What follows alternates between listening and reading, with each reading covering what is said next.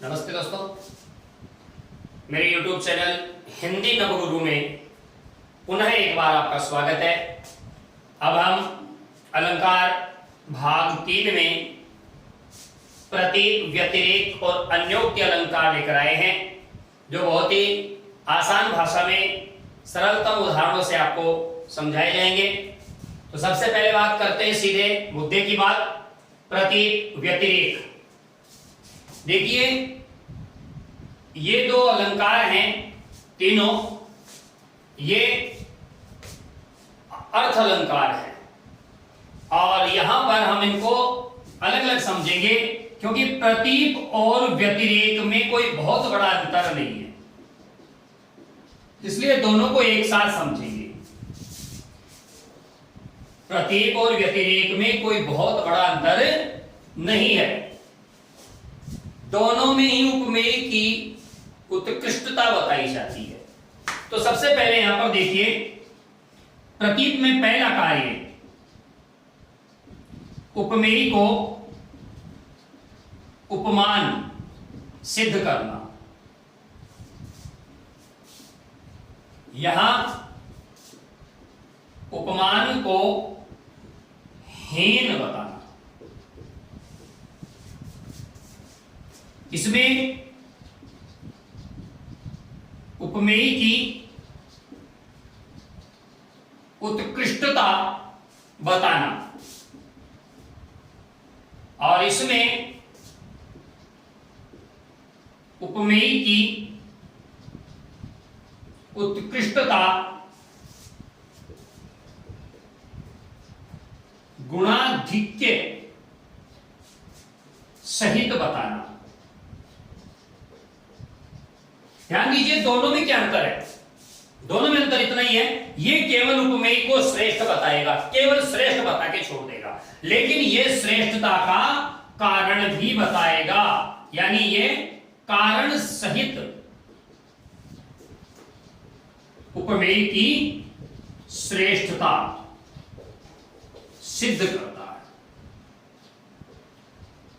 इसका मतलब ये हुआ कि उपमेय को श्रेष्ठ तो ये भी बताएगा और उपमेय को ही श्रेष्ठ ये बताएगा। इसके उदाहरणों में उपमेय की जो श्रेष्ठता होगी, उत्कृष्टता होगी, उसमें कारण नहीं होगा, केवल बता दिया कि वो श्रेष्ठ है। लेकिन यहां पर व्यतिरेक में उसकी श्रेष्ठता कारण सहित सिद्ध की जाएगी। ये हल्का सा तात्विक इसमें अंतर है। दोनों में ही उपमान श्रेष्ठ है, दोनों में ही उपमानहीन है और उपमेय श्रेष्ठ है। यहां पर भी उपमेय की उत्कृष्टता है, यहां पर भी उपमेय की उत्कृष्टता है। यहां बिना कारण है, यहां गुणाधिक्य का कारण उसमें बताया जाएगा कि उपमेय उपमान से श्रेष्ठ क्यों है।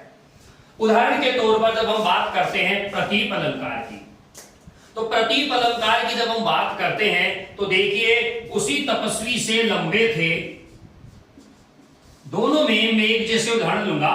उसी तपस्वी से लंबे थे देवदारू दो चार खड़े।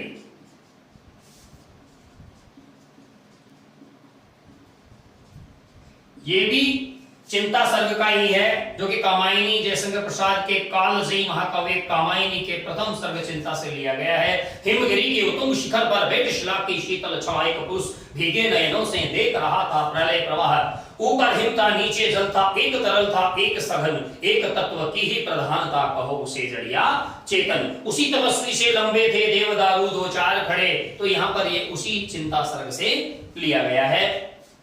अब देखिए, देवदारू यानी एक वृक्ष जो कि लंबा होता है, लेकिन क्या एक तपस्वी देवदारू से ज्यादा लंबा हो सकता है क्या? यहां पर तपस्वी के समान लंबे, जबकि होना क्या चाहिए था उपमा में कि देवदारू के समान लंबा तपस्वी था, पेड़ के समान लंबा ऊंचा।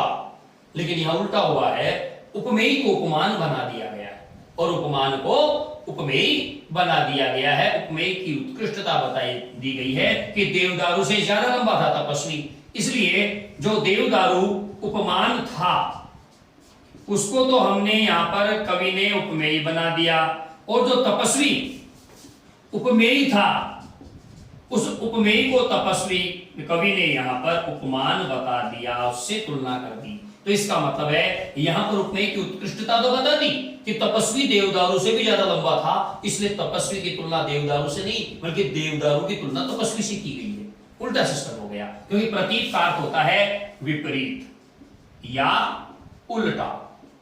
उल्टा हो गया, उपमेय को उपमान बना दिया और उपमान को उपमेय बना दिया। अब यहां पर देखो, साधु ऊंचे शैल सम। साधु, चूंकि वहां तपस्वी का उल्लेख हुआ है, साधु ऊंचे शैल सम किंतु प्रकृति सुकुमार। अब यहां पर देखिए, इस पंक्ति को अगर हम काम में नहीं लेते हैं एक बार, तो ये क्या कहता है कि साधु चट्टानों के समान ऊंचे। ठीक है, अब यहां पर देखिए, लेकिन प्रकृति सुकुमार, साधु की प्रकृति सुकुमार है, प्रकृति कोमल है, चट्टान की प्रकृति कठोर है। तो गुणाधिक्य के कारण यहां पर उपमेय की उत्कृष्टता सिद्ध की गई है। उपमान से ज्यादा गुण है उपमेय में, ये गुणाधिक्य के कारण यहां पर उपमेय की उत्कृष्टता सिद्ध की गई है। शैल का गुण है कठोरता और साधु का गुण है कोमलता, सुकोमलता। तो इस सुकोमलता गुण की अधिकता के कारण साधु नाम का जो उपमेय है उसकी उत्कृष्टता सिद्ध की गई है। एक उदाहरण में और देता हूं,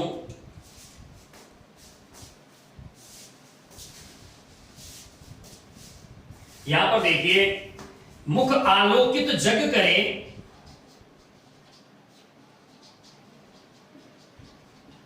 मुख आलोकित जग करे, कहो चंद के ही काम।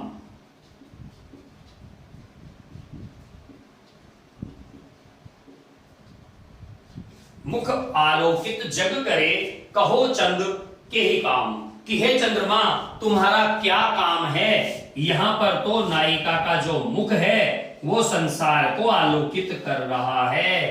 तो संसार को आलोकित चंद्रमा करता है, जो कि उपमान है, लेकिन यहां उपमान को हीन बताया गया है और जग को आलोकित प्रकाशित करने के लिए मुख को यानी उपमेय को श्रेष्ठ बताया गया है। जब उपमान को हीन और उपमेय को श्रेष्ठ यानी उत्कृष्ट बताया जाए तब वहां पर प्रतीप अलंकार होता है। अब इसी चीज को हम उधर समझते हैं, तो वो क्या कहते हैं, वो कहते हैं सियमुख शरद कमल। सियमुख शरद कमल जिमी किमी कही जाए, जिमी किमी कही जाए। सियमुख शरद कमल जिमी किमी कही जाए, निशी मलिन वह, निशी मलिन वह, निशिदिन यह विगसाय, निशिदिन यह विगसाय। कि सीता के मुख को मैं शरद का कमल कैसे कह दूं, सीता के मुख को मैं शरद का कमल कैसे कह दूं। मतलब ये हुआ कि शरद के कमल से भी तुलना सीता के मुख की नहीं कर सकते। क्यों? क्योंकि वो गुणों में हीन है। कैसे है? कारण देखना उसका, गुणाधिक्य कारण से। निशी मलिन वह है, कमल तो रात्रि को मलिन हो जाता है, बंद हो जाता है, मुरझा जाता है। निशिदिन यह विगसाय, और यह दिन रात विकसित होता रहता है। कौन? सीता का मुख तो दिन रात आलोकित होता है और कमल तो शाम होते ही मुरझा जाता है। इसलिए उसके मुख की तुलना कमल से नहीं की जा सकती। तो ये दोनों में अंतर आपको ध्यान में रखना है और बहुत ही सरल है। प्रतीक और व्यतिरेक में बस इतना ही अंतर है कि यहाँ उपमेय की श्रेष्ठता सिद्ध की जाती है और यहाँ पर उसकी श्रेष्ठता कारण सहित सिद्ध की जाती है, गुणाधिक्य के कारण सिद्ध की जाती है।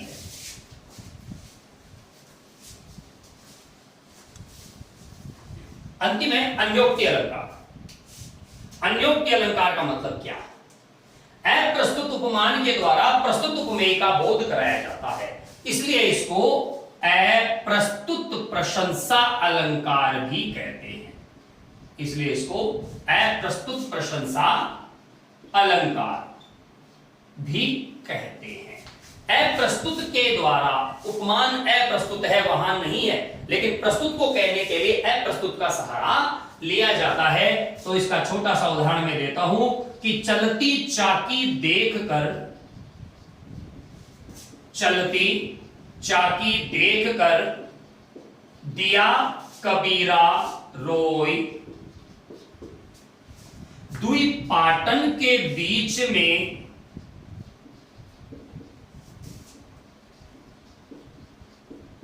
साबुत बचा न कोई। चलती चाकी देखकर दिया कबीरा रोए, दुई पाटन के बीच में साबुत बचा न कोई। यह चलती चाकी जो कि अप्रस्तुत है, उसके प्रस्तुत कौन है? सामान्य मनुष्य हैं। उन सामान्य मनुष्य को चलती चाकी यानी काल चक्र के माध्यम से जीवन की क्षणभंगुरता का आभास करा रहे हैं।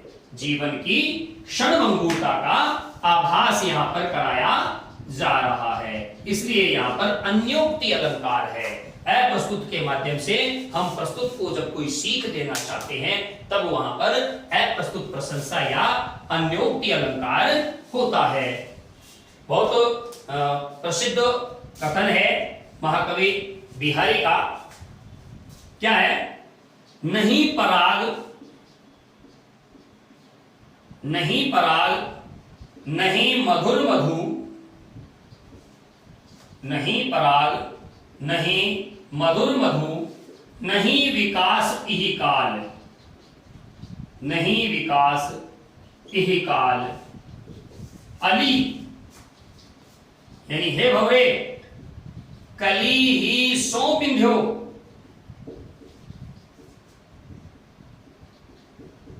आगे कौन हवाल।